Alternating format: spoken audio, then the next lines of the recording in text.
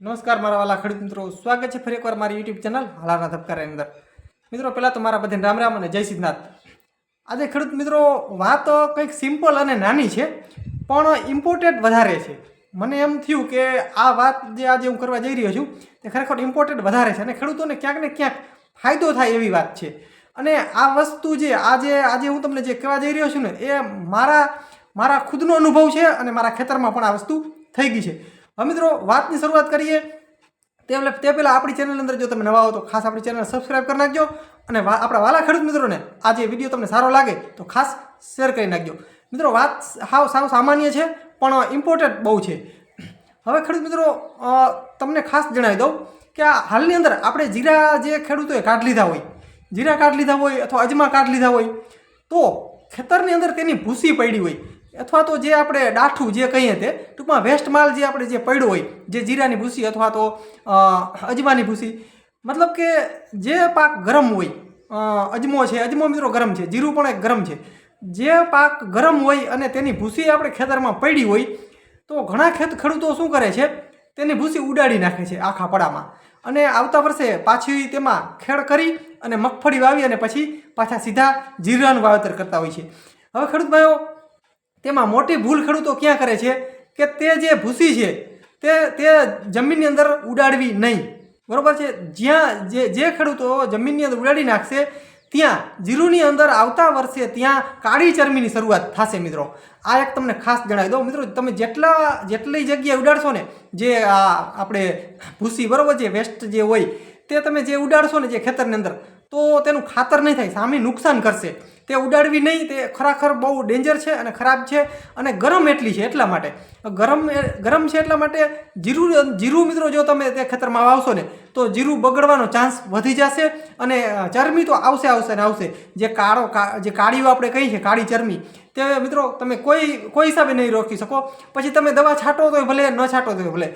મિત્રો અગાઉ આ વસ્તુ એટલા માટે હું તમને કહી રહ્યો છું કે અત્યારે જે ખેડૂતો છે તે આ નાખી દેતા હોય છે અને ખેડી નાખે છે અને પછી તેને સમજાતું નથી કે જીરું શા માટે બગડી ગયું, એટલે આવા પ્રોબ્લેમ થતા હોય છે। મિત્રો તમારે આવતા વર્ષે જીરું વાવવાનું હોય જે ખેતરમાં, તે ખેતરની અંદર આ ભૂસી છે તે તમારે ઉડાડવી નહીં। હવે તમારે મગફળી વાવવી છે અને જીરું વાવવું નથી અને તે ખેતરની અંદર તમારે કપાસ વાવવું હોય તો તમે ચાંસે ભરી શકો છો, જે ભૂસી રહીને તે તમે ચાંસમાં ભરી શકો છો પણ ઓછી ભરવાની, આખો ચાંસ નહીં ભરી દેવાનો, થોડી મીડિયમ તમે નાખી દો ને તો વાંધો ના આવે। તો કપાસની અંદર ફાયદો કરે છે કે કપાસ છે, એરંડા છે, તો આમાં ખેડૂત ભાઈઓ ક્યાંક ને ક્યાંક થોડો ઘણો ફાયદો થાય છે। પણ તમે જો જીરું આવતા વર્ષે વાવવાનું હોય અને તમે આ જો ખેતરની અંદર ઉડાડી નાખશો તો ભયંકર તમને નુકસાન જશે અને ખાતર નહીં થાય।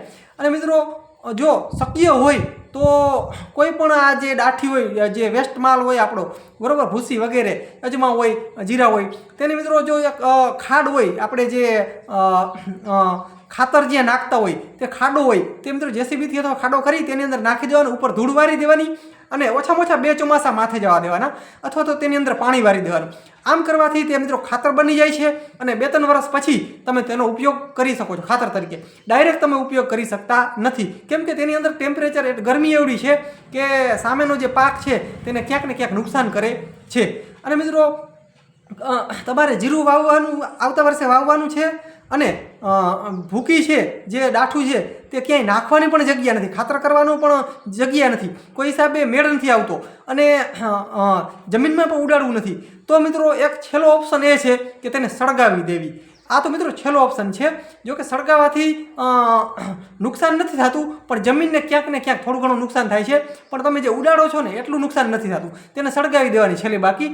પણ બને ત્યાં સુધી તે ભૂસી જે હોય તે મિત્રો જે આપણે ખાડો હોય તેની અંદર નાખી અને ઉપર ધૂળ વારી દેવાની, જેથી કરીને 1 થી 2 ચોમાસા જશે ને એટલે મસ્ત જોરદાર તમારું જે ખાતર છે દેશી ખાતર તે બની જશે અને ત્યાર પછી તમે ખેતરમાં ઉપયોગ કરી શકો છો।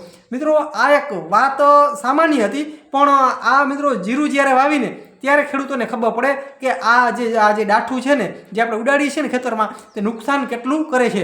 ખેડૂત મિત્રો ત્યારે આપણે દવા છાંટા રાખતા હોઈએ છીએ તોય પણ મેળ ખાતો નથી, એટલે આ ભૂલ અત્યારે ન કરતા. કેમ કે અત્યારે જ આ ભૂલ થાય છે. કેમ કે અત્યારે ખેડૂતોને લગભગને ખેતર ખેડાતા હોય અને જે ભૂસી છે તે ઘણા ખેડૂતો ઉડાડી નાખે છે અને પછી ખેડી નાખે છે.